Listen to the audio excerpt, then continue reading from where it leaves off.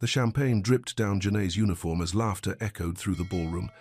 But what happened next would change everything. When a mysterious stranger slid a diamond ring onto her trembling finger in front of everyone, she thought it was her salvation, until she discovered who he really was and what he was capable of. Marco's cruelty had pushed her to the breaking point, but the protection she accepted came with a price darker than she could have imagined. As bodies started dropping and secrets unraveled, Janae realized she wasn't just wearing an engagement ring, she was wearing a target. The man who promised to save her might be the most dangerous of them all, and by the time she understood the truth, it was already too late to run. Subscribe and comment if you've ever trusted someone who turned out to be hiding deadly secrets, because this story is about to get a lot more twisted. Janae Carter balanced 3 trays against her hip and pressed the phone to her ear. Her grandmother's voice crackled through the speaker, confused and distant. "The man at the door said he was from the gas company," Evelyn said, "but I don't remember calling them." Janae's chest tightened. She ducked into the hotel's service corridor, away from the morning rush of guests. "Grandma, what man? Did you let him in?" I'm not sure. Was I supposed to?" "It's okay." Janae kept her voice steady. "Just stay inside today. Lock the door. I'll be home tonight." She ended the call and tucked the phone into her uniform pocket. The photo of Evelyn smiled up at her from behind the clear case. Janae traced the edge with her thumb before sliding it away. "Rough morning?" Eunice appeared beside her, carrying a clipboard and wearing the crisp black suit that marked her as event planning. "My grandmother had another episode," Janae said. She picked up the trays again. "She's getting worse. The medication helping. When I can afford it." Janae felt tired saying it. The words had become routine over the past 6 months. "I'm managing." Yuna's expression softened. "I have good news. There's an extra shift tonight at the charity gala. Premium pay. You interested?" Janae's shoulders relaxed slightly. "How premium?" "Double rate. Plus tips if the donors are generous." "I'll take it." "Good. It's the Children's Hospital fundraiser. Black tie crowd. Rich people feeling charitable." Yuna checked her clipboard. "You know how to handle them." Janae nodded. She had worked enough galas to know the rules. Smile. Stay invisible. Don't react when they talked through you or about you. The money was worth the humiliation. "I need to prep the main ballroom," Yuna said. She handed Janae a schedule. "Service starts at 7. Cocktail hour first, then dinner." "I'll be ready." Yuna walked away, her heels clicking against the polished floor. Janae glanced at the schedule. The guest list included names she recognized from magazines and gossip sites. People with more money than she could imagine. People like Marco Vance. Her stomach dropped. She scanned the list again, hoping she had misread. But there it was, printed in neat black letters. Marco Vance. +1. Janae felt sick. She hadn't seen Marco in 3 months. Not since the night he had called her worthless and walked out of her apartment. He had taken her credit card and her dignity with him. She had spent weeks changing locks and paying bills he had left behind. The memory still stung. "Carter," her supervisor's voice cut through her thoughts. "Table 6 is waiting for their lunch order." "Coming," she called back. She folded the schedule and slipped it into her pocket next to her phone. The afternoon passed in a blur of orders and complaints. Janae's feet ached by the time she finished her regular shift. She had 30 minutes to change into her formal serving uniform and prepare for the gala. In the staff locker room, she pulled the black dress and white apron from her bag. The fabric was clean but worn at the edges. She had bought it second-hand 2 years ago. It still fit, but barely. Her phone buzzed. A text from Evelyn's neighbor. "She's fine.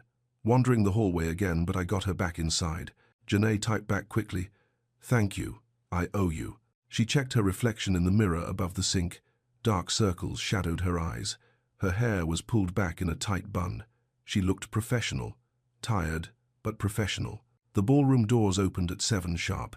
Guests flowed in wearing gowns and tuxedos that cost more than Janae made in 6 months. Crystal chandeliers cast everything in golden light. The air buzzed with conversation and laughter. Janae picked up a tray of champagne glasses and moved through the crowd. She offered drinks with practiced efficiency, her smile never faltering. Most guests barely looked at her. She was part of the scenery. "Janae," the voice made her freeze.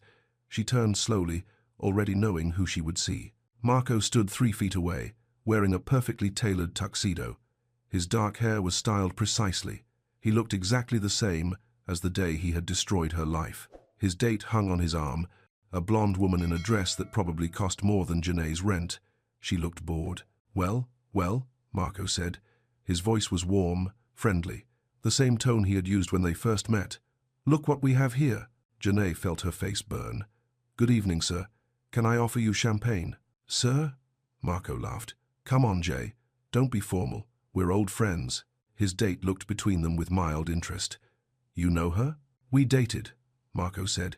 He moved closer to Janae, forcing her to step back. "Didn't we, sweetheart?"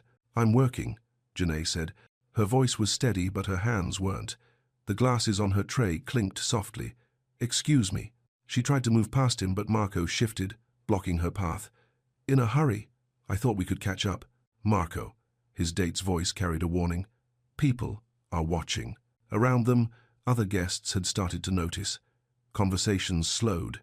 Eyes turned their way. Janae felt exposed under their gaze. "Right." Marco smiled wider. "Wouldn't want to embarrass anyone." He reached for a glass of champagne, but his hand bumped the edge of the tray. The glasses tilted. Golden liquid splashed across the front of Janae's dress and onto the floor. "Oh no," Marco said. His voice held mock concern. "How clumsy of me." Laughter rippled through the nearby crowd. Janae stood frozen, champagne dripping from her apron onto her shoes. "Someone should clean that up," a woman said behind her. "Poor girl," another voice added, not unkindly but loud enough for everyone to hear. Janae's supervisor appeared at her elbow. Miss Richards was a thin woman with sharp eyes and no patience for mistakes. "Miss Carter," she said quietly. "A word." Janae followed her to a quiet corner near the kitchen doors. Champagne still clung to her uniform. She felt sticky and humiliated. "What happened out there?" Miss Richards asked. "An accident," Janae said. "The guest bumped into me. That guest is Marco Vance. His family donated a considerable amount to this event." Miss Richards' eyes were cold. "Donor satisfaction is our priority tonight." "I understand." "Do you? Because from where I stood, it looked like you were causing a scene." Janae felt anger spark in her chest. "I wasn't causing anything. He what? Deliberately spilled champagne on you?" Miss Richards shook her head. "That's unlikely." The unfairness of it hit Janae hard. She bit back the words she wanted to say, words that would only make things worse. "I'll change uniforms and get back to work," she said. "See that you do. And Miss Carter, avoid Mr. Vance for the rest of the evening. I don't want any more incidents." Janae nodded and walked toward the staff area. Behind her, the party continued. Music played. People laughed. The world moved on without caring about her humiliation. From the balcony overlooking the ballroom, Min Jae-han watched it all. He had noticed the server when she first entered the room. Something about her posture caught his attention. She moved with purpose, despite the chaos around her. When the man in the expensive tuxedo cornered her, Min Jae leaned forward. He recognized cruelty when he saw it. The way the man positioned himself, the deliberate bump of the tray, the laughter that followed. Min Jae's hands rested on the marble railing. His expression remained neutral, but something cold settled in his chest. He disliked bullies. He disliked men who targeted women who couldn't fight back even more. "Sir," Do Hyun Park appeared at his shoulder. "The senator wants to speak with you." "In a moment," Min Jae said. He continued watching as the server disappeared through a side door. "Is there a problem?" "Perhaps." Min Jae turned from the railing. "Find out who that man is, the one who spilled the champagne." Do Hyun nodded. He pulled out his phone and made a quiet call. Within minutes, he had an answer. "Marco Vance," he said. "Family owns several restaurants downtown. Some gambling debts with questionable people. Nothing that concerns us directly." "And the server?" "Janae Carter. Works here part-time. Lives in Koreatown with her grandmother." Min Jae filed the information away. "The senator can wait 5 more minutes." He remained at the balcony, watching the crowd below. When Janae returned in a fresh uniform, Marco was waiting near the dessert table. In the staff bathroom, Janae splashed cold water on her face. The spare uniform fit differently than her usual one, tighter across the chest, shorter in the skirt. But it was clean and dry. She stared at her reflection. The humiliation still burned in her cheeks. 3 months of careful avoidance, and Marco had found her anyway. Her phone buzzed. Another text from Evelyn's neighbor. "She's asking for you. Says someone called about work." Janae frowned. She typed back, What kind of call? Something about your schedule changing. She seemed confused. Fear crept up Janae's spine. No one from work would call Evelyn. Her grandmother was listed as an emergency contact, but nothing else. She quickly dialed her grandmother's number. It rang 4 times before Evelyn picked up. Hello? Her voice sounded distant. Fragile. Grandma, it's Janae, Mrs. Kim said. Someone called about my work. Oh, yes, a nice young man. He said you might be late tonight. What did he tell you? I can't remember exactly. Something about your job. He knew your name. Janae's hands tightened around the phone. Grandma, if anyone calls again, don't answer, okay? Just let it ring. But what if it's important? Nothing is more important than your safety. Promise me. I promise, dear. Janae ended the call and leaned against the sink. Marco had always been vindictive, but this felt different, bigger, more planned. She tucked her phone away and straightened her shoulders. She needed this job. She needed the money from tonight. Whatever game Marco was playing, she wouldn't let him win. The ballroom had filled while she was gone. The cocktail hour was in full swing. Guests clustered around the silent auction displays, bidding on vacations and art pieces Janae would never afford. She picked up a fresh tray of appetizers and moved through the crowd. For 20 minutes, everything went smoothly. Guests took food, made polite conversation, and ignored her completely. Then she reached the dessert table. Marco stood there alone, his date nowhere to be seen. He smiled when he saw her coming. Janae, he said, loud enough for nearby guests to hear. There you are. She kept moving, hoping to pass without stopping. But Marco stepped directly into her path. Don't ignore me, he said. His voice was still friendly, but his eyes were hard. That's rude. I'm working, she said. Please excuse me. You always were ungrateful, he said. He moved closer, forcing her back against the table. I tried to help you, gave you a chance at something better, but you couldn't see past your own pride. Around them, conversations had stopped. Guests turned to watch the drama unfolding. Janae felt their eyes on her, judging and curious. You should have stayed grateful, Marco whispered. Should have stayed small. I think you're causing a scene, a man's voice said behind him. Marco turned, irritation flashing across his face. A man in an impeccably cut black suit stood 3 feet away. He was tall, Asian, with dark hair and even darker eyes. His presence seemed to draw the light from the room. Excuse me, Marco said. You heard me. The man's voice was calm, polite, but something in his tone made several guests step back. You're disturbing the lady. The lady? Marco laughed. This is just the help. We're having a personal conversation. Are you? The man's gaze shifted to Janae. His eyes were unreadable. Is this conversation welcome? Janae felt trapped between them. She looked at the stranger who had intervened, trying to understand his motives. He didn't look like the other guests. There was something dangerous about him, controlled but volatile. I'm fine, she said. Thank you for your concern. You see? Marco's confidence returned. Everything's fine. Apologize, the stranger said. What? Apologize to the lady for making her uncomfortable. Marco's face reddened. Who the hell do you think you are? The stranger didn't answer immediately. He simply looked at Marco with the same calm expression. But something in the air changed. The guests nearby felt it too, shuffling nervously and glancing toward the exits. Apologize, the stranger said again. The word carried weight this time. Final, absolute weight. Marco looked around at the watching faces. Whatever he saw there made him reconsider. His jaw worked silently for a moment before he spoke. Sorry, he said to Janae. The word came out tight and unwilling. Thank you, the stranger said. He nodded to Janae. Miss. He walked away, disappearing into the crowd as suddenly as he had appeared. Conversations slowly resumed around them. The tension began to fade. Marco's eyes found Janae's. The fury in them made her stomach clench. This isn't over, he said quietly. Not even close. He walked away, leaving her standing alone by the dessert table. Janae's hands shook as she adjusted her tray. She felt raw, exposed. The stranger's intervention had helped, but it had also made things worse. Marco would make her pay for the humiliation. She was certain of it. From across the room, Min Jae watched her composure slowly return. She lifted her chin, straightened her shoulders, and continued serving. The resilience impressed him. Do Hyun appeared at his side. The Vance situation? Monitor it, Min Jae said. Quietly. And the woman? Min Jae considered the question. He had acted on impulse, something he rarely allowed himself. But watching her stand there, trapped and helpless, had triggered something protective in him. Her name is Janae Carter, he said. Make sure she gets home safely tonight.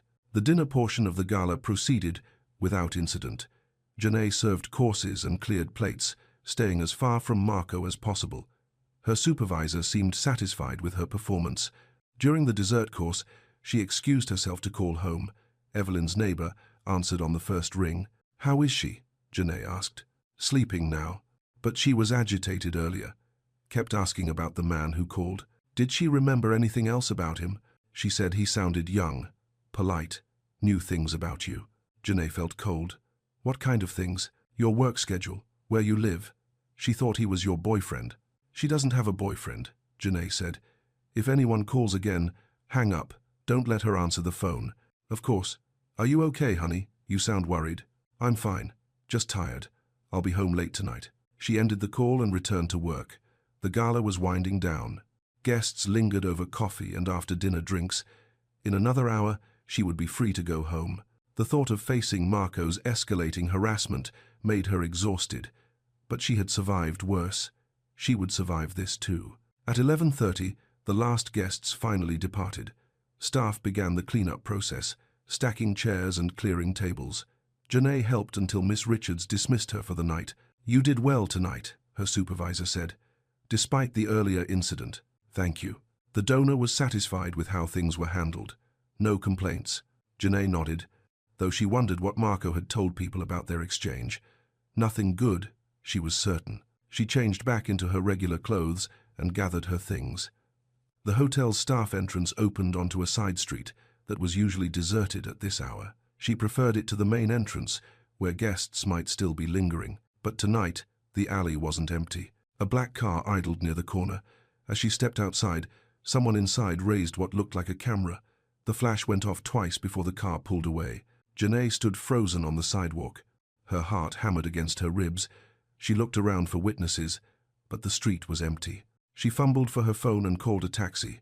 While waiting, she pressed herself against the hotel's wall, staying in the light of the security lamps. 10 minutes later, the taxi arrived. During the ride home, she kept looking over her shoulder, but no one followed them. Her apartment building was quiet.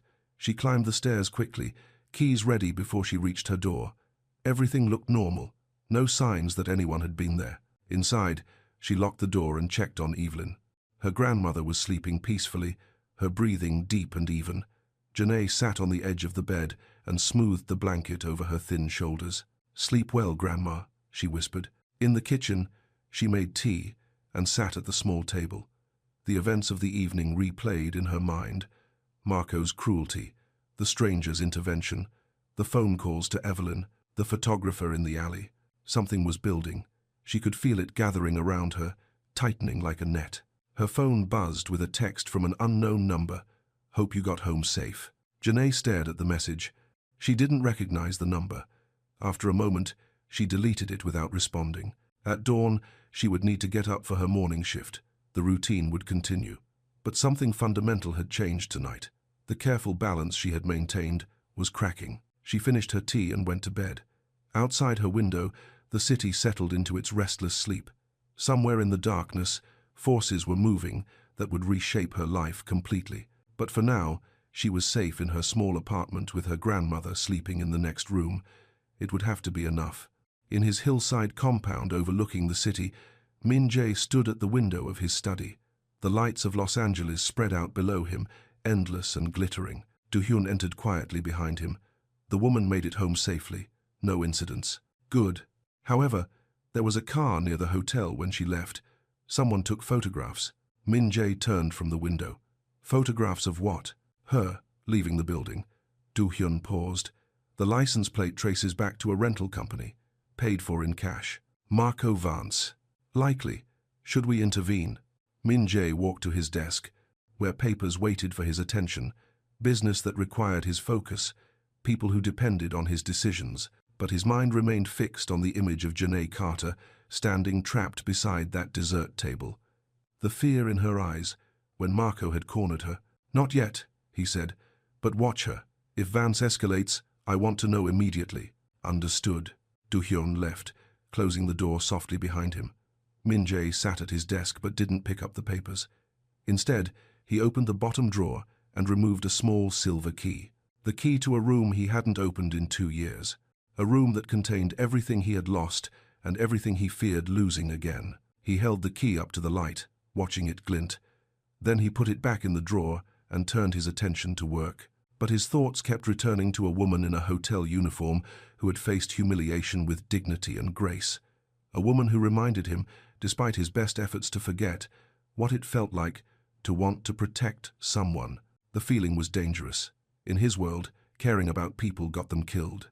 But as he reviewed contracts and financial reports, Min-jae couldn't shake the memory of Janae's quiet strength, or the certainty that Marco Vance would try to break it. And Min-jae found, to his surprise, that he couldn't allow that to happen. By morning, photos of Janae leaving the hotel were posted on 3 gossip blogs. She discovered them during her coffee break, scrolling through her phone in the hotel's staff room. The headlines were cruel. Mystery server catches rich man's eye, and from rags to riches romance. Her stomach dropped. The photos showed her clearly, walking toward the taxi in her worn coat and tired expression. Someone had zoomed in on her face, capturing every detail. "Shit," she whispered. "What's wrong?" Yuna appeared beside her, carrying a steaming cup. Janae showed her the screen. Yuna's eyes widened as she read. "Who would do this?" Yuna asked. "I can guess." Janae's voice was bitter. She thought of Marco's parting words. "This isn't over. Have you shown Miss Richards?" "God, no." Janae closed the browser quickly. "She'll blame me for bringing drama to the hotel. You didn't do anything wrong." "Doesn't matter. I can't afford to lose this job." Her phone buzzed with a call from home. Evelyn's neighbor again. "I'm sorry to bother you," Mrs. Kim said, "but there's a man outside asking questions." Janae felt cold. "What kind of questions?" "About you, your schedule, your grandmother." "I told him nothing, but he's been there an hour." "Can you see him from your window?" "Young, well-dressed. He's sitting in a car across the street." Fear crept up Janae's spine. "Call the police." "I already tried. They said unless he's trespassing, they can't do anything." Janae closed her eyes. "I'll be there as soon as I can." She ended the call and grabbed her coat. Yuna caught her arm. "Where are you going?" "Home. Someone's watching my apartment." "Janae, wait." Yuna's voice was urgent. "Maybe you should call that man from last night." "What man?" "The one who helped you. The one in the expensive suit." Yuna lowered her voice. "I asked around. That was Min-jae Han." The name meant nothing to Janae. "Who is he?" "Someone important. Someone with influence." Yuna glanced around the empty staff room. "Someone who could make your problems disappear." "I don't need a man to solve my problems." "No, but you might need protection." Yuna pulled out her phone. "Let me make a call." Before Janae could protest, Yuna had dialed a number. She spoke in rapid Korean to someone on the other end. "Done," she said, hanging up. "Someone will check on the situation at your apartment." "Yuna, I can't owe people favors I can't repay." "You don't owe anything yet." Yuna's expression was serious. "But if this escalates, you'll need allies. Trust me on this." Janae wanted to argue, but her phone buzzed again. "Mrs. Kim," texting. "He's taking pictures of the building." "I have to go," Janae said. She took the bus across town, checking over her shoulder at every stop. No one followed her, but the feeling of being watched persisted. Her apartment building looked normal from the outside, but Mrs. Kim was right. A silver sedan sat across the street. The windows were tinted too dark to see inside. Janae entered through the back alley and climbed the stairs quickly. Mrs. Kim met her in the hallway. "He's still there," she whispered. "Been taking pictures every few minutes." "Thank you for calling." Janae fumbled with her keys. "Is my grandmother okay? She's confused about the noise. Keeps asking if someone's coming to visit." Inside her apartment, Janae went straight to the window. The sedan remained in place.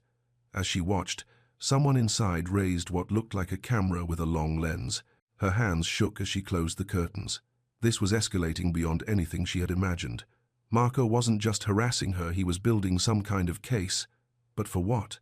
Her phone rang. Unknown number. "Hello?" she answered cautiously. "Miss Carter." The voice was polite, professional. "This is Do-hyun Park. I work with Mr. Han." "I don't know any Mr. Han. He helped you last night, at the hotel." Janae's breath caught. "How did you get this number?" Mr. Hahn wanted me to check on your safety. We understand there's been some surveillance. What do you know about surveillance? The car outside your building. The photographer last night. Do Hyun's voice remained calm. We can help with that. I don't need help from strangers. Mr. Vance isn't a stranger, and he isn't going to stop. The certainty in his voice chilled her. What do you know about Marco? Enough to know you're in danger. May I suggest a meeting? Somewhere public, safe, so Mr. Hahn can explain the situation. Janae looked through the curtain again. The sedan was still there. What kind of explanation? The kind that could keep you and your grandmother safe. 20 minutes later, Janae sat in a coffee shop 6 blocks from her apartment.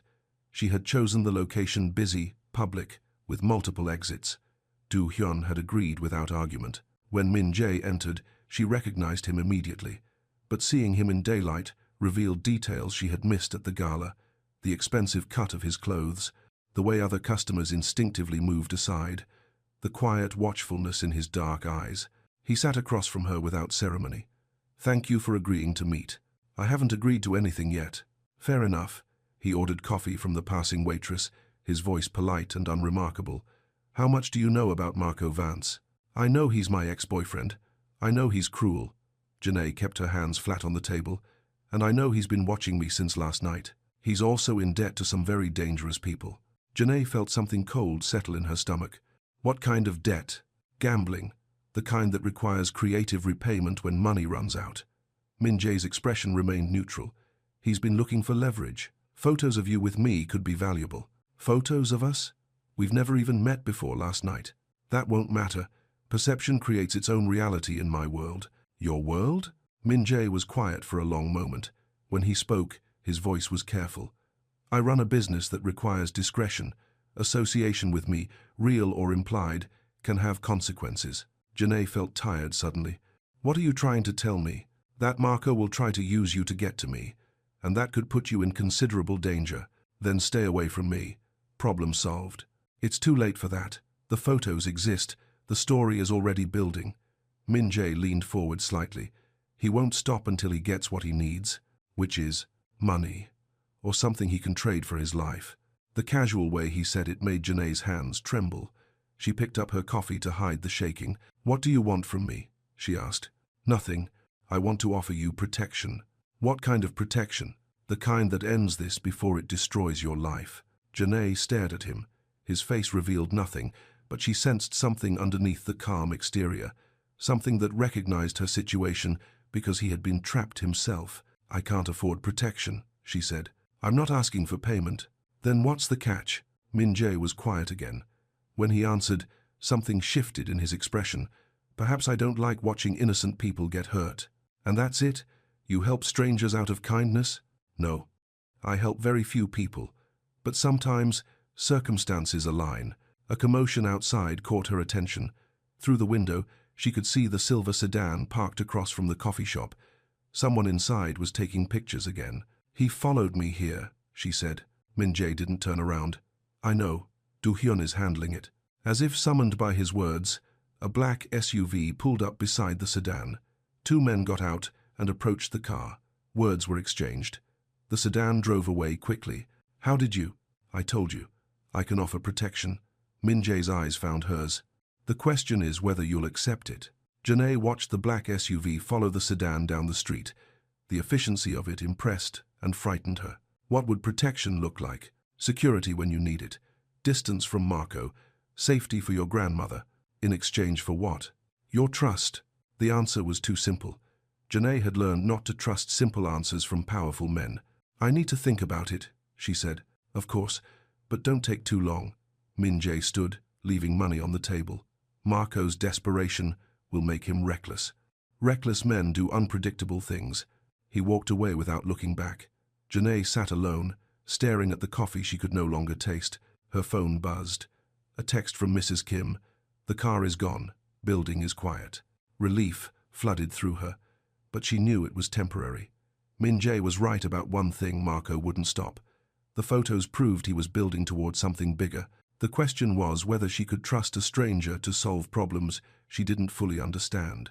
That evening, Janae worked her regular shift in the hotel restaurant. Every time the door opened, she tensed, but Marco didn't appear. Around 10 o'clock, Yuna found her clearing tables. "How did the meeting go?" she asked quietly. "I'm not sure yet." Janae stacked plates efficiently. "He offered protection, but I don't know what that means. In his world, it means everything stops. No more harassment, no more surveillance, no more fear." "And what does he get in return?" Yuna hesitated. "Maybe nothing. Maybe he just hates bullies." "You don't believe that any more than I do." "No," Yuna said. "But sometimes the reasons don't matter as much as the results." Janae finished cleaning and headed home. The bus ride was quiet, normal, no tinted windows following her, no cameras flashing in the darkness. Her apartment building was peaceful. Mrs. Kim was watching television in her living room. Evelyn was asleep, breathing deeply. Janae made tea and sat at her kitchen table. Through the window, the street remained empty. For the first time in 24 hours, she felt safe. Her phone rang. Unknown number again. "Miss Carter, this is Do-hyun Park." "What now?" "Mr. Vance filed a police complaint this afternoon. He's claiming you've been harassing him." Janae nearly dropped the phone. "That's impossible. He's the one harassing me. The complaint includes photos of you near his workplace and residence, dates and times when you were allegedly following him. I've never been to his workplace. I don't even know where he lives. I believe you. But the photos appear convincing." Janae felt sick. "He's setting me up." "Yes, and if the police believe his story, you could be arrested." "This is insane. What am I supposed to do?" "Accept Mr. Han's protection. Before this gets worse." The line went dead. Janae stared at her phone, mind racing.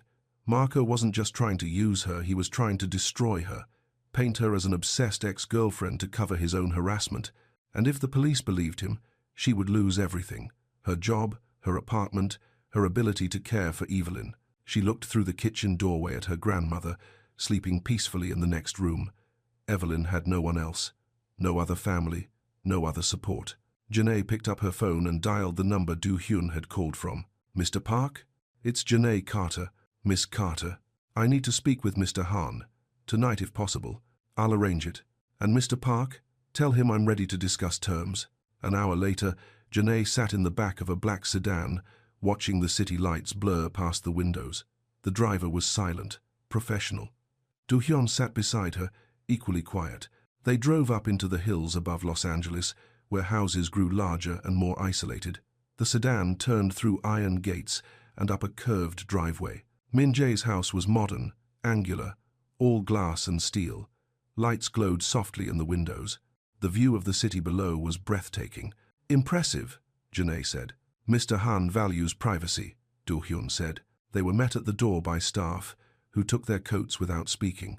Do-hyun led her through hallways lined with art she didn't recognize but assumed was expensive. Min Jae waited in a study lined with books. He wore dark slacks and a white shirt, sleeves rolled up to his elbows. More casual than she had seen him, but no less imposing. "Thank you for coming," he said. "Thank you for offering." Janae remained standing. "I need to understand what protection means." "Of course. Please, sit." She took the chair across from his desk. The room felt heavy with history, important decisions made in shadow and silence. "Marco filed a false police complaint," she said. "Your Mr. Park told me about the photos. We can make that disappear." "How?" "Marco's gambling debts create certain vulnerabilities. His creditors would be interested to know where he's been spending his time." The implication chilled her. "You're going to threaten him?" "I'm going to present him with better options." "Such as?" "Leaving Los Angeles. Permanently." Janae felt her breath catch. "You can do that?" "Yes." "And the police complaint?" "Will be withdrawn tomorrow morning." It sounded too easy, too final. "What do you want in return?" Min Jae was quiet for a long moment. When he spoke, his voice was careful. "There's something you should understand about my situation. I have enemies, people who would use anyone close to me as leverage." He paused. "The photos Marco took create a perception problem. People will think we're involved." "Yes." "So you want me to what? Pretend to be your girlfriend?" "I want you to wear a ring, in public, until the perception becomes reality in other people's minds." Janae stared at him. "You want me to pretend to be engaged to you?" "Yes." "For how long?" "Until my enemies believe the connection is real enough to be dangerous to them." "And then?" "Then you disappear from my life with enough money to take care of your grandmother. Anywhere you want to go." The offer hung between them. Freedom from Marco, safety for Evelyn, a future that didn't involve counting pennies and praying for overtime. What if I say no? Then you're on your own with Marco, and I can't guarantee your safety. It wasn't really a choice, and they both knew it. Marco had made sure of that with his lies and his photographs. How do I know you'll keep your word? She asked. Because I have no reason to hurt you, and several reasons to protect you. Such as? Something shifted in Min Jae's expression. For just a moment, the careful control slipped, revealing something deeper underneath. I know what it's like to lose someone you can't protect, he said quietly. The honesty in his voice surprised her. For the first time since meeting him, Janae felt like she was seeing the real man behind the polished exterior. If I agree, she said slowly, I have conditions. Name them. I keep my job, my apartment, my routine with my grandmother. She met his eyes. You don't control my life. You just share the public parts of it. Agreed. And when this is over, you leave me alone. Completely. No contact, no checking up, no involvement in my life. Min Jae nodded, though something flickered across his face too quickly to interpret. One more thing, she said. I won't lie to my grandmother. If she asks direct questions, I'll tell her the truth, which is that you're helping me with a problem, that the engagement isn't real. She might not understand or remember. Janae's voice hardened. That's not your concern. You're right. I apologize. He opened a desk drawer and withdrew a small black box. Inside was a ring unlike anything Janae had ever seen. A simple band of platinum holding a single diamond that caught the light and threw it back in brilliant fragments. This belonged to my mother, he said. She left it to me with instructions to give it to someone worthy. Janae stared at the ring. It was beautiful, elegant, probably worth more than she made in 5 years. I can't wear this. It's not a gift. Think of it as a uniform. She took the box with trembling hands. The ring fit perfectly, as if it had been made for her. The weight of it felt strange on her finger. How did you know my size? I noticed details. Looking down at the diamond, Janae felt the last of her old life slip away. Whatever came next would be built on lies and necessity, but it would keep Evelyn safe. When do we start? She asked. Tomorrow. There's a charity lunch in Beverly Hills. Very public, very visible. And Marco will receive a visit tonight. By morning, he'll be on a plane to somewhere far from here. Janae nodded. The relief should have felt sweeter, but all she could think about was the ring on her finger, heavy with promise and deception. I should go home, she said. My grandmother will worry. Of course, Do-hyun will drive you. She stood to leave, but Min Jae's voice stopped her. Miss Carter. Janae, she said. If we're going to be engaged, you should use my name. Janae. The way he said it was careful, like he was tasting the syllables. This arrangement will require some public affection, holding hands, standing close.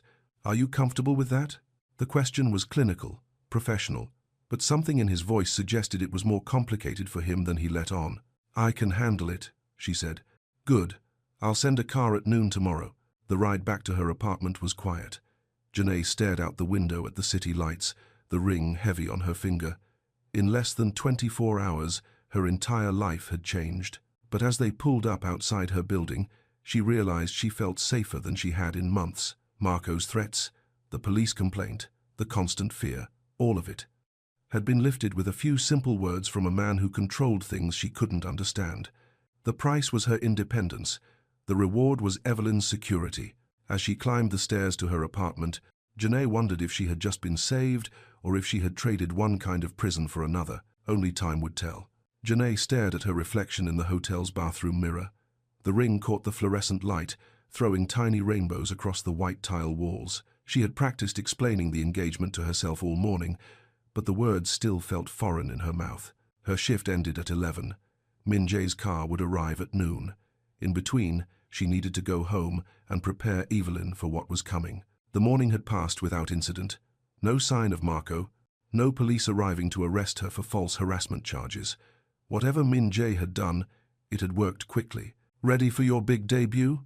Yuna appeared beside her, touching up her lipstick. I don't know what I'm ready for, Janae said. She twisted the ring around her finger. This feels wrong. Wrong how?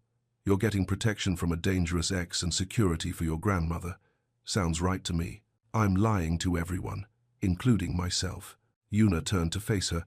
Honey, Lying is survival sometimes, and this isn't just any lie, this is protection from someone who could make your life hell. What if people find out the truth? What truth?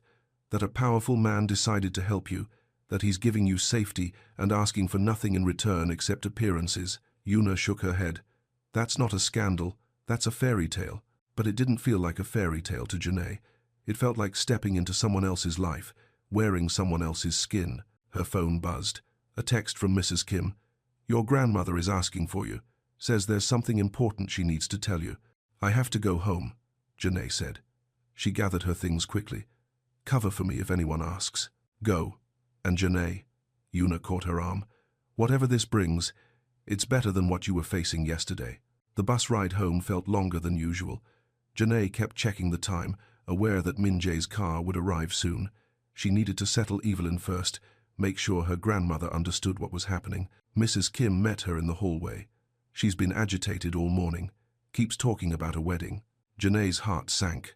A wedding? She found some old photos. Your parents' wedding album. She thinks it's happening again. Inside the apartment, Evelyn sat at the kitchen table surrounded by faded photographs. She wore her best dress, the blue one she saved for church. Her grey hair was carefully styled. Janae, dear, she said, looking up with bright eyes. I've been waiting for you. We need to talk about the wedding preparations. Janae sat beside her grandmother, choosing her words carefully. Grandma, whose wedding? Yours, of course. The nice young man called this morning. He wanted to make sure I approved of his intentions. Janae felt cold. What young man? Your fiancé. Such a polite boy.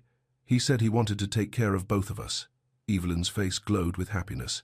I told him I was grateful someone finally saw how special you are. Grandma, when did he call? This morning, while you were at work. He asked about my health, my needs. Very considerate. Janae's hands tightened in her lap. Min Jae had gone around her, spoken directly to Evelyn without permission. The presumption of it made her angry. What did you tell him? That I've been praying for someone to love you properly. Someone who could give you the life you deserve. Evelyn reached over and squeezed Janae's hand. He sounds like an answer to prayer.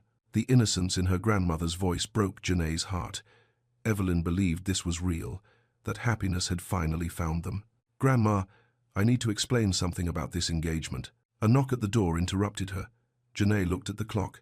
12 exactly. That must be him, Evelyn said, standing quickly. I want to meet this man who's going to be my grandson. Before Janae could stop her, Evelyn hurried to the door. She opened it to reveal Min Jae standing in the hallway, wearing a perfectly tailored grey suit. He held a small bouquet of white flowers. Mrs. Carter, he said, offering a slight bow. These are for you. Evelyn's face lit up. Oh, they're beautiful. Janae, look how thoughtful he is. Min Jae's eyes found Janae's over her grandmother's head. His expression was unreadable, but she thought she saw a question there, or maybe an apology. Please, come in, Evelyn said. I was just telling Janae how lovely our conversation was this morning. Your grandmother is very kind, Min Jae said. He stepped into the small apartment, somehow making the space feel even smaller with his presence. Sit, sit, Evelyn gestured toward the couch. I'll make tea. That's very generous, but we have a lunch appointment, Min Jae said gently. Of course, of course. Young people should be out together. Evelyn beamed at them both. I'm just so happy Janae found someone who appreciates her. Janae felt trapped between her grandmother's joy and her own confusion. Min Jae had created this situation without warning her, and now she had to play along. We should go, she said. Wait. Evelyn disappeared into her bedroom and returned with a small wrapped box. This is for you, dear, for your engagement. Janae opened the box to find her mother's pearl earrings, the ones Evelyn had saved for special occasions. Grandma, I can't take these. Of course you can. Your mother would want you to have them for your engagement. Evelyn's eyes grew misty. She always said pearls were lucky for brides. Janae's throat tightened. She fastened the earrings with trembling fingers. Thank you. They're perfect, Min Jae said quietly. Your mother had excellent taste. The comment was simple, respectful, but something in his tone suggested genuine appreciation rather than polite flattery. I'll walk you out, Evelyn said. She followed them into the hallway, fussing over Janae's coat and hair. Drive safely, she called as they reached the elevator. And don't keep her out too late. In the elevator, silence stretched between them. Janae stared at the floor numbers. anger building with each passing second. "You called my grandmother," she said. "Yes." "Without asking me?" "Yes." "Why?" Min-jae was quiet until they reached the lobby. Outside, a black sedan waited with Do-hyun at the wheel. "Because she needed to hear from me directly," he said finally. "Because lies are easier to maintain when everyone believes them. I told you I wouldn't lie to her, and I didn't ask you to. I asked her permission to court her granddaughter. I told her I wanted to take care of both of you. Neither of those things was a lie." Janae stopped walking. "Wasn't it?" Min-jae turned to face her. For a moment, his careful control slipped again, revealing something raw underneath. "No," he said. "It wasn't." The sincerity in his voice unsettled her. She had expected calculation, manipulation. Instead, she heard something that sounded almost like longing. "I don't understand you," she said. "You don't have to. You just have to trust me." He opened the car door for her. Janae slid into the back seat, her mind spinning. Nothing about this arrangement was simple, despite Min-jae's attempts to make it seem so. The restaurant was in Beverly Hills, the kind of place where meals cost more than Janae's weekly grocery budget. Valet attendants in white jackets took keys from luxury cars. Women in designer dresses air-kissed their way through the entrance. "I don't belong here," Janae said as they pulled up. "You belong wherever I say you belong," Min-jae said. "That's the point of this exercise." Cameras flashed as they stepped out of the car. Someone called Min-jae's name, but he ignored them, keeping his hand on Janae's back as they walked toward the entrance. Inside, the maitre d' led them to a corner table with views of the garden. Other diners glanced their way, conversations pausing as they recognized Min-jae. "People are staring," Janae said as they sat down. "They're curious. By tomorrow, the photos will be everywhere. The story will write itself." Janae felt exposed under the weight of so many eyes. She folded her hands in her lap to hide their trembling. "Relax," Min-jae said quietly. "You're safe here." "Safe from what?" "From Marco. From poverty. From being alone." His eyes found hers across the table. "From having to fight every battle by yourself." The words hit deeper than she expected. For so long, she had carried everything alone. Evelyn's care, the bills, the constant worry about tomorrow. The idea of sharing that burden felt impossible and terrifying. "Why me?" she asked. "You could have any woman." "Could I? You're rich, powerful, handsome. Women must throw themselves at you." "Women throw themselves at my money and influence. That's different." "And I'm different how?" Min-jae was quiet for a long moment. When he spoke, his voice was careful again. "You didn't ask me for anything. When Marco cornered you, when you were afraid, you still didn't ask for help. You were prepared to handle it alone. Maybe I'm just stubborn. Maybe. Or maybe you understand that accepting help can be more dangerous than facing problems alone." Something in his tone made her look at him more closely. "You sound like you know from experience." "I do." Before she could ask what he meant, a server appeared to take their orders. Min-jae ordered for both of them, choosing dishes Janae had never heard of. She let him, understanding that this lunch was performance as much as nourishment. Around them, the restaurant hummed with conversation and clinking silverware. Several people had taken discreet photos with their phones. By evening, their engagement would be entertainment for strangers. "Tell me about your grandmother," Min-jae said after the server left. "Why?" "Because she's important to you, and if this arrangement is going to work, I need to understand what matters to you." Janae hesitated, then decided honesty was safer than evasion. "She raised me after my parents died. Car accident when I was 16. I'm sorry." She was a teacher before her retirement. Loved books, loved learning. The dementia is stealing all of that away piece by piece. That must be difficult to watch. The worst part is the moments when she's completely herself, completely aware of what she's losing. She'll look at me and say, "I'm disappearing, aren't I?" And I have to lie and tell her everything's fine. Min-jae's expression softened slightly. "You're protecting her. I'm all she has left. Not anymore." The simple statement hung between them. Janae wanted to argue, to insist she didn't need his help. But the truth was, she was drowning, had been drowning for months. And Min-jae had thrown her a lifeline, even if she didn't understand his motives. "What about you?" she asked. "Any family?" "No." "None?" "They're all dead." The finality in his voice warned her away from further questions. But she caught something in his expression, a flicker of pain quickly suppressed. Their food arrived delicate arrangements of ingredients she couldn't identify. Everything tasted expensive and unfamiliar. She ate carefully, aware that cameras might still be recording their every move. "This isn't my world," she said quietly. "It can be, if you want it to be. Temporarily, perhaps." Something in his tone made her look up. He was watching her with an intensity that made her uncomfortable. "This is just business, right?" she asked.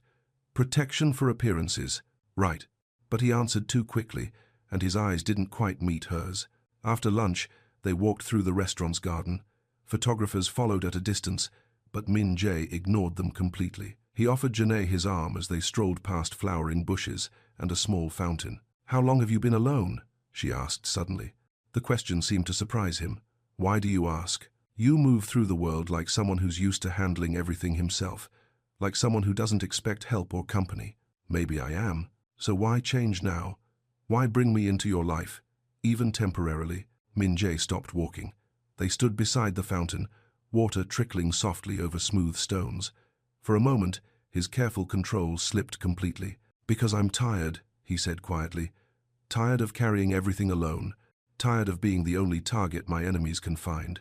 And if they target me instead, they won't get close enough to try." The promise in his voice was absolute. Janae believed him, even though she didn't understand how he could be so certain. "What exactly is your business?" she asked. "Import and export. Of what?" "Many things." The non-answer told her everything she needed to know. Min Jae operated in shadows, in spaces where normal rules didn't apply. The thought should have frightened her more than it did. "Are you a criminal?" He looked at her for a long moment before answering. "I'm a businessman who understands that some problems can't be solved through legal channels." "That's not an answer. It's the only answer I can give you." They returned to the car in silence. During the drive back to her apartment, Janae stared out the window at the afternoon traffic. The ring felt heavy on her finger, a constant reminder that her life had taken a turn she couldn't predict or control. "Will you stay for dinner?" she asked as they pulled up outside her building. "My grandmother would like that." Min Jae hesitated. "I don't want to intrude." "You're not intruding. You're her granddaughter's fiancé." The words felt strange, saying them out loud. "Even if it's not real, she deserves to know the man I'm supposed to marry." "All right." Upstairs, Evelyn was waiting with the table set for 3. She had cooked pot roast with vegetables, filling the small apartment with rich aromas. Her face glowed with happiness when she saw them together. "Perfect timing," she said, bustling around the kitchen. "Everything's ready." They sat at the small table, Evelyn between them, chattering about wedding plans and asking Min Jae gentle questions about his family. He answered carefully, truthfully, but without detail. "Janae's mother would have loved you," Evelyn said suddenly. She always worried that Janae was too independent, too unwilling to let anyone take care of her. "Independence is admirable," Min Jae said, "but everyone needs someone they can depend on." "Exactly." Evelyn patted his hand approvingly. "You understand her." Janae felt uncomfortable with the direction of the conversation. This was supposed to be performance, but Evelyn's genuine affection was making it feel too real. After dinner, Min Jae helped with the dishes, despite Evelyn's protests. Janae watched him work, noting how carefully he handled her grandmother's delicate china. His movements were precise, respectful. "I should go," he said when the kitchen was clean. "Thank you for dinner, Mrs. Carter. It was lovely." "Come again soon," Evelyn said. "Family should eat together regularly." At the door, Min Jae turned to Janae. "I'll send a car tomorrow morning. We have a charity event at the museum. More performances, more opportunities to be seen together. The story needs time to develop. And Marco is no longer your concern." Janae wanted to ask what that meant, but Evelyn was listening.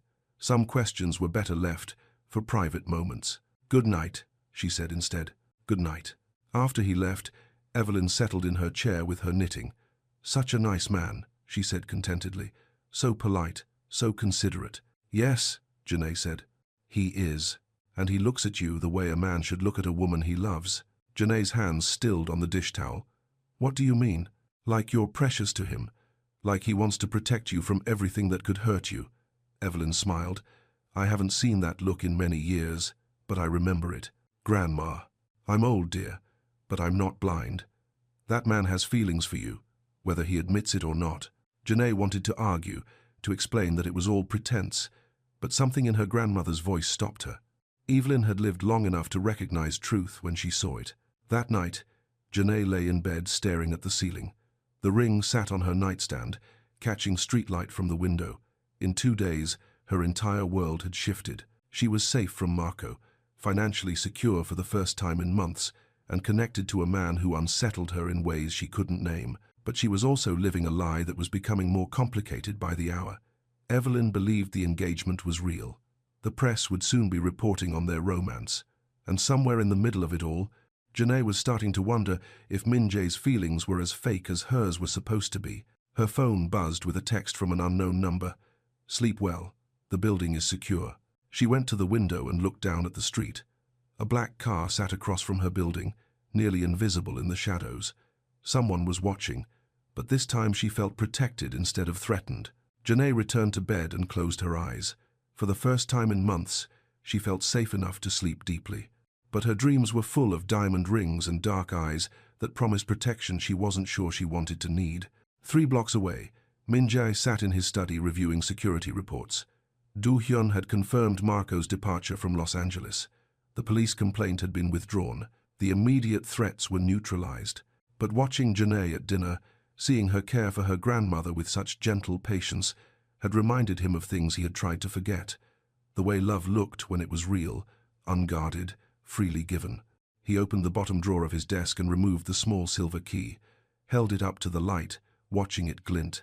For 2 years, he had kept that room locked, kept the grief contained behind a door he never opened. But tonight, something had shifted. Janae's presence in his life, temporary though it was meant to be, was changing things he thought were permanently frozen. He put the key back in the drawer and returned to his reports.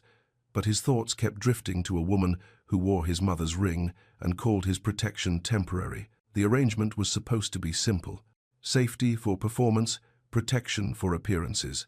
But Min Jae was beginning to suspect that nothing involving Janae Carter would ever be simple. And despite his better judgment, he found himself hoping it wouldn't be. 3 weeks into their arrangement, Janae had grown accustomed to the rhythm of her new life. Morning shifts at the hotel, afternoon appearances with Min Jae, quiet evenings at home with Evelyn. The press had embraced their story with enthusiasm, spinning tales of a working-class Cinderella and her mysterious prince. She was folding laundry in her apartment when Do Hyun called. "There's been a development," he said without preamble. "What kind of development?" "Marco Vance was found dead in Miami this morning." Janae dropped the shirt she was holding. "Dead? Apparent suicide. He left a note confessing to harassment and fraud charges." Do Hyun's voice was matter of fact. "The case is closed." "Suicide?" Janae's voice came out strangled. "Are you sure?" "The authorities are satisfied with that explanation." The careful phrasing sent ice through her veins.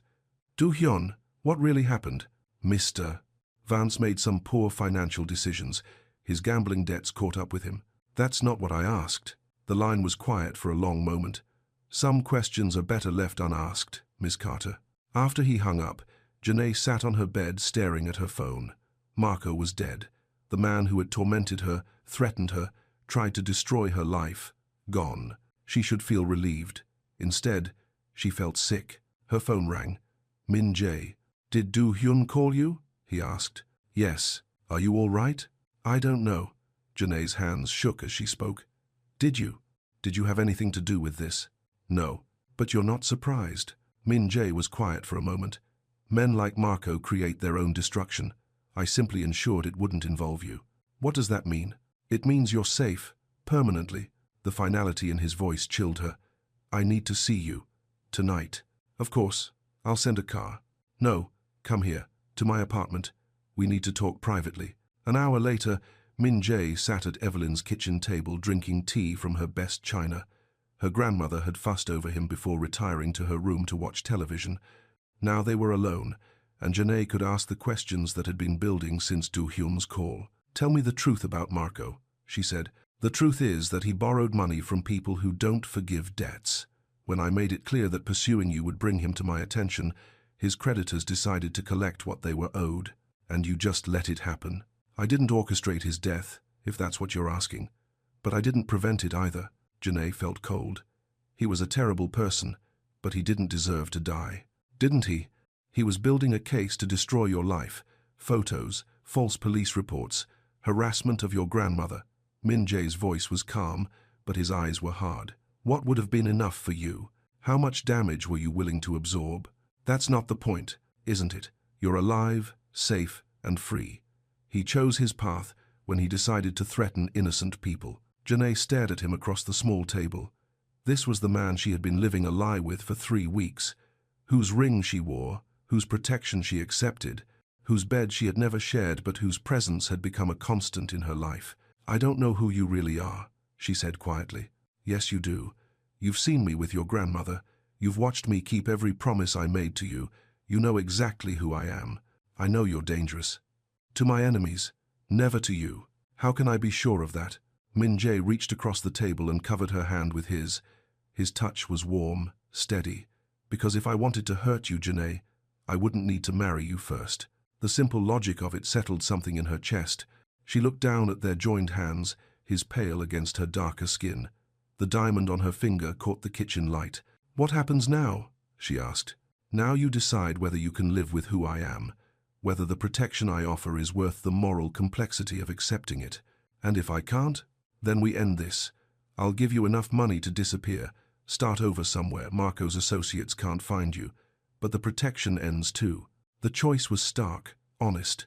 Stay with a man whose world operated by rules she didn't understand, or face an uncertain future alone. I need time to think, she said. Of course.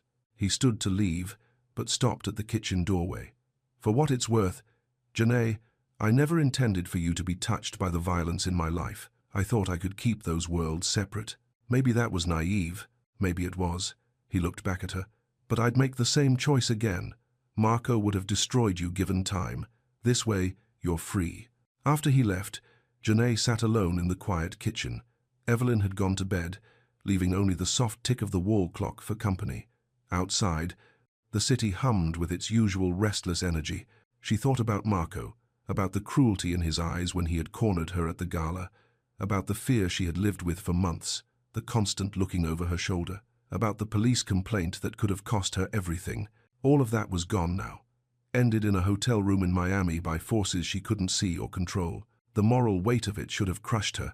Instead, she felt something closer to relief. The next morning brought news that Marco's death was barely a footnote in the entertainment blogs. A few lines about gambling debts and poor choices, then nothing.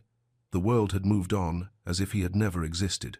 Janae went to work at the hotel, serving lunch to guests who gossiped about celebrity breakups and stock market fluctuations. Normal problems, normal lives. She envied their innocence. During her break, Yuna found her in the staff room. You look terrible, Yuna said. Everything okay with the engagement? Everything's fine. That's not very convincing. Janae looked at her friend's concerned face. Yuna had helped orchestrate this arrangement, believing it would save her. How could she explain that safety had come with a price she hadn't understood until now? It's more complicated than I thought, she said finally. Complicated how? I'm learning things about Min-jae that I'm not sure I can handle. Such as the fact that people who cross him tend to disappear. Yuna's expression grew serious. Janae, what happened? Nothing I can prove. Nothing I want to think too hard about. Janae rubbed her temples. But I'm starting to understand that the protection he offers comes with a very high cost. Has he threatened you? No, never. That's what makes it so confusing. He's gentle with me, respectful, kind to my grandmother. But underneath all of that, he's dangerous. Yes, Yuna sat beside her. The question is whether he's dangerous to you specifically, or just dangerous in general. I don't know if there's a difference. There is. Dangerous men can still love genuinely. They can still protect the people they care about without hurting them. You think he cares about me? I think he cares about you more than he expected to, and I think that scares him as much as it scares you. That evening, Janae returned to an empty apartment. Mrs. Kim had taken Evelyn to a doctor's appointment, leaving her alone with her thoughts for the first time all day. She made tea and sat at the kitchen table where Min-jae had sat the night before. The memory of his hand covering hers was still vivid, the warmth of his touch, the steadiness of his presence. Her phone buzzed with a text. Thinking of you. Take all the time you need. No pressure, no demands, just acknowledgement that she was struggling with something difficult. Janae stared at the message for a long time before responding. Can I ask you something? Always. Have you ever killed anyone? The response took several minutes to come. Yes. The honesty of it hit her hard. No evasion, no justification, Just truth. Recently? No, not in years. Why did you stop? Because I found better ways to solve problems. Like what? Like making my enemies understand that hurting me would cost them more than they could afford to pay. She thought about that for a moment. Is that what happened with Marco? Marco chose to gamble with money he didn't have. That choice had consequences that had nothing to do with me. But you knew what would happen to him, I suspected. I didn't cause it. The distinction mattered to him, she realized. He lived by a code that allowed him to sleep at night despite the violence that surrounded him. I don't know if I can live in your world, she typed. I know. That's why I'm giving you a choice. What if I choose to stay but ask you to change? What kind of changes? No more violence. No more making problems disappear. No more living by rules that don't apply to everyone else. The response took longer this time. I can try. For you, I can try. Can try isn't good enough. Then ask me for what you need. Janae stared at the phone, considering. What did she need? Safety, yes, but not at the cost of her conscience. Love, perhaps, but not built on fear and deception. I need to know that the man I'm with won't become the thing I need protection from. You have my word. Your word means people die when they cross you. My word means I would die before I let anyone hurt you, including myself. The intensity of the statement took her breath away. She could feel the truth of it through the phone, the absolute certainty in his voice even through text. I need to think. I know. Take all the time you need. That night, Janae lay awake staring at the ceiling. The ring sat on her nightstand, diamond facets catching light from the street. In a few hours, she would need to decide whether to put it back on or pack it away forever. She thought about Marco's cruelty, about the months of fear and harassment, about the police complaint that could have destroyed her life, about Evelyn's medical bills and the constant worry about money. All of that was gone now, erased by forces she couldn't see but whose effects she couldn't deny. The price was living with a man who operated outside the law when it suited him. The reward was safety for herself and her grandmother, financial security, and something that might be love if she let it develop. At 3 in the morning, she made her decision. The next morning, Janae put the ring back on her finger and texted Minjae. I want to see where you live, really live, not just the public spaces. Are you sure? If this is going to work, I need to understand your world completely. I'll send a car. 2 hours later, Janae stood in the entry hall of Minjae's compound, but instead of being led to the familiar study or living room, Do-hyun guided her down a different corridor. Mr. Han is in the East Wing, he said, his private quarters. The hallway was lined with family photos she had never seen before. Minjae as a child, serious-eyed and formal, a beautiful woman who must have been his mother, an older man with kind eyes and a strong jaw. His parents? She asked. Yes. They died when he was 17. How? Do-hyun hesitated. A car bomb, meant for someone else. Janae's breath caught. Someone else? Mr. Han's father was a prosecutor. He was working on cases involving organized crime. The bomb was meant for him, but he had sent his wife to run an errand in his car. The casual brutality of it hit her hard. Min-jae had lost his parents to the same kind of violence that now surrounded him. No wonder he understood the cost of safety so intimately. They reached a door at the end of the hallway. Do-hyun knocked softly and waited for permission before entering. Min-jae's private sitting room was smaller than his public spaces, more personal. Books lined the walls, many in Korean. A comfortable couch faced a fireplace. Family photos sat on side tables, but what caught Janae's attention was the man himself. Min-jae sat in an armchair holding a small silver key, turning it over in his fingers. His usual composure had cracked, revealing something vulnerable underneath. Thank you for coming, he said, standing to greet her. Thank you for letting me see this. Do-hyun excused himself, leaving them alone. Min-jae gestured for her to sit on the couch while he remained standing, nervous energy keeping him mobile.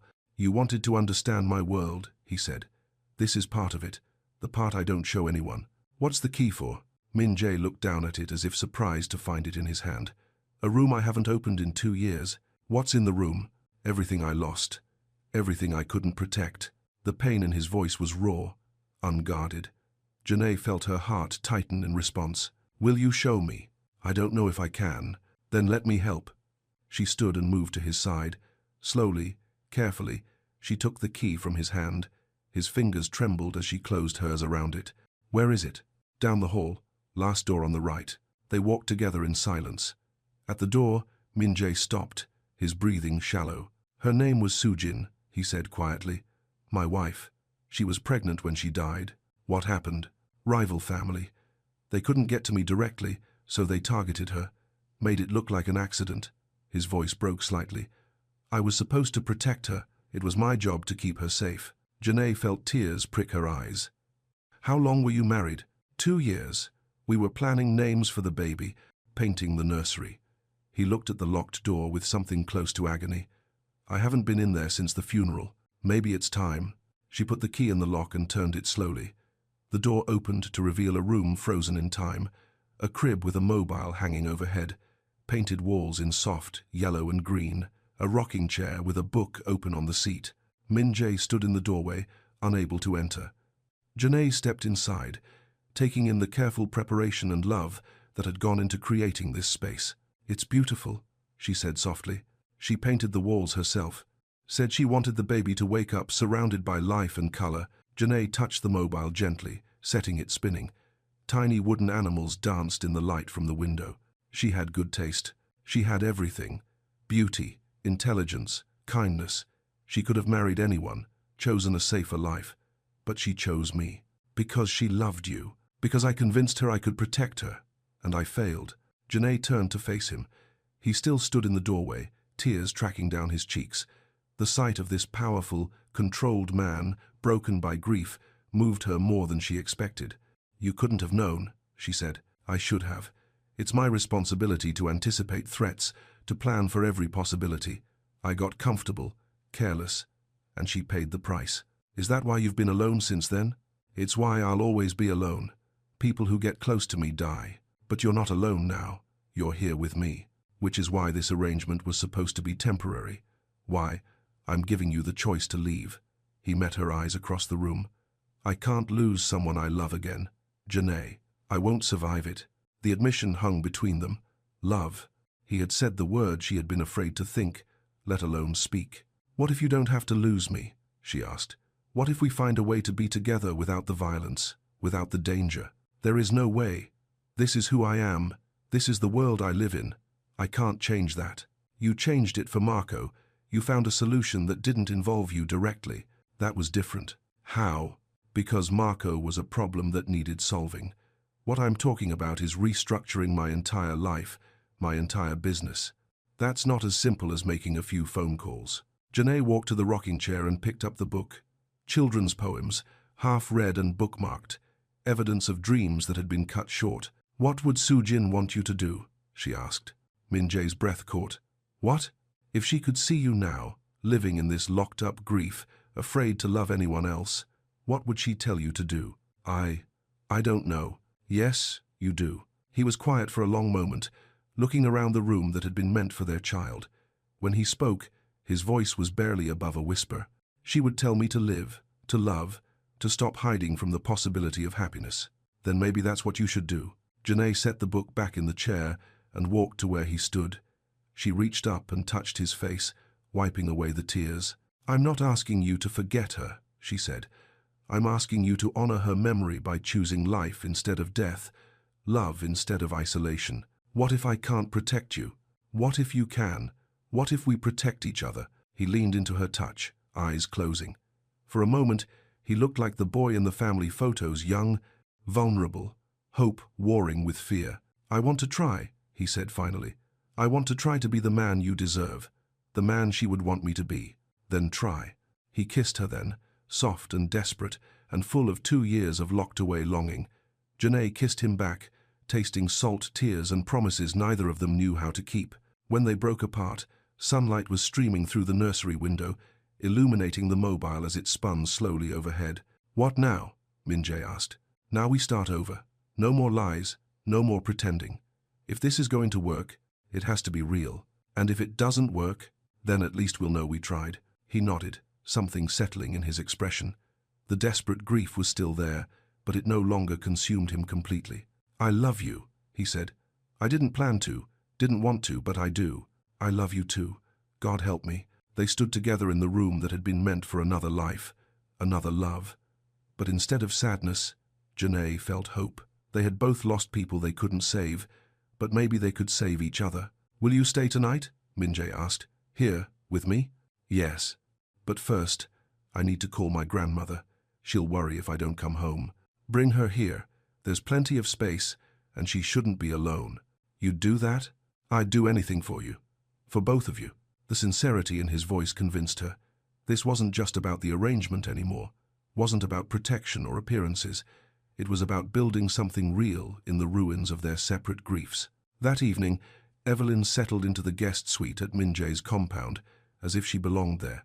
She hummed while unpacking her few belongings, delighted by the luxury, but more pleased by the evidence of her granddaughter's happiness. "He's good for you," she told Janae as they arranged her medications in the bathroom. "I can see it in your face. Can you? You look peaceful, like you've stopped fighting the world long enough to let someone help." Janae smiled. "Is that a good thing? The best thing? Your independence is admirable, dear, but everyone needs someone to lean on sometimes." That night, Janae lay in Min-jae's bed, her head on his chest, listening to his heartbeat. They had made love slowly, carefully, learning each other's bodies and boundaries. It felt like the beginning of something real, something worth protecting. "What happens tomorrow?" she asked. "Tomorrow we figure out how to build a life together, how to keep you safe without keeping you trapped. And your business? I'll find a way to make it work. Legal channels, legitimate solutions. It won't be easy, but it's possible." "What about your enemies?" "Most of them were only enemies because of how I chose to handle conflicts. If I change my methods, the conflicts might disappear too. And if they don't, then we'll face them together." The certainty in his voice comforted her. She believed him, trusted him to find a way to bridge the gap between his world and hers. "I have one condition," she said. "Name it." "The nursery stays open. We don't lock up the grief anymore. What do we do with it?" "We honor it. Let it remind us what we're fighting for." Min-jae's arms tightened around her. "I love you, Janae Carter." "I love you too, Min-jae-han." Outside the bedroom window, Los Angeles glittered in the distance. Somewhere in that sprawl of light and shadow, their old lives waited to be transformed into something new, something built on truth instead of necessity, love instead of fear. It wouldn't be easy. Building a life together never was, especially when that life had to accommodate the complexities of Min-jae's business and the needs of Evelyn's declining health. But lying there in the safety of his arms, Janae believed it was possible. They had both survived loss, trauma, isolation. They could survive building something beautiful together. The ring on her finger caught moonlight from the window, throwing tiny rainbows across the white sheets. It was no longer a symbol of pretense but of promise, a commitment to try, to hope, to trust in the possibility of happiness despite everything that could go wrong. 3 months later, Janae stood in the garden behind Min-jae's compound, watching Evelyn teach him Korean words while she tended to the herb garden they had planted together. The morning sun filtered through the trees, casting everything in golden light. "Are you ready?" Yuna called from the terrace. She wore a simple blue dress and carried a small bouquet of flowers from the garden.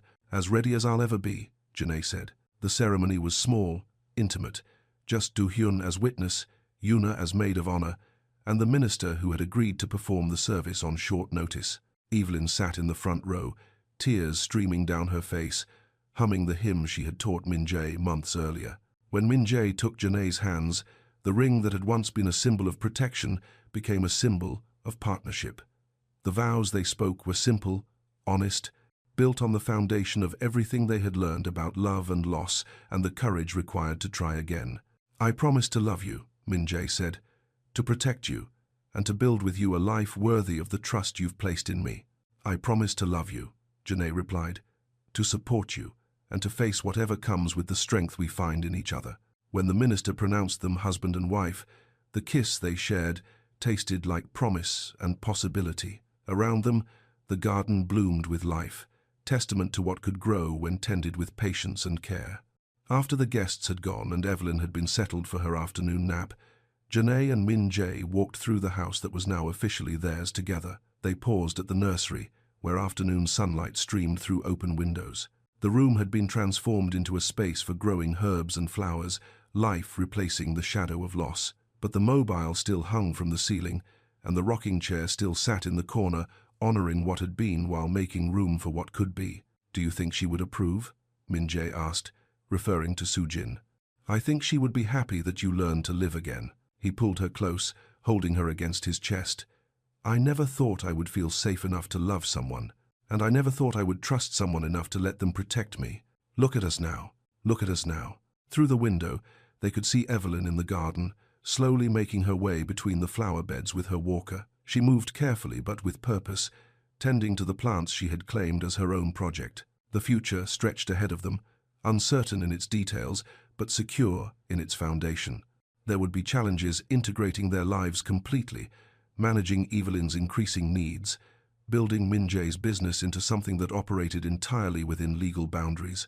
But they would face those challenges together, with the knowledge that love was worth the risk of loss, that trust was worth the possibility of betrayal, that building a life with someone was worth all the small daily acts of courage it required. That evening, as they sat together on the terrace watching the sunset paint the hills gold and crimson, Janae reflected on how much had changed since the night Marco had humiliated her at the charity gala. That woman felt like someone from another life, scared, alone, fighting every battle without backup. Now she was married to a man who had reorganized his entire world to make room for her dreams. Evelyn was safe and cared for. The future, while not guaranteed, felt possible in a way it never had before. Thank you, she said suddenly. For what? For seeing something in me worth protecting, worth loving. Minjae turned to look at her, his expression soft in the fading light. Thank you for teaching me that protection doesn't have to mean possession, that love can exist without fear. They sat in comfortable silence as darkness settled over the city below. In a few hours, they would go inside and begin the quiet routine of their married life. Checking on Evelyn, planning the next day's work, falling asleep in each other's arms. It was ordinary and extraordinary at the same time. The life she had never dared to dream of, built on the foundation of trust and understanding they had fought to create.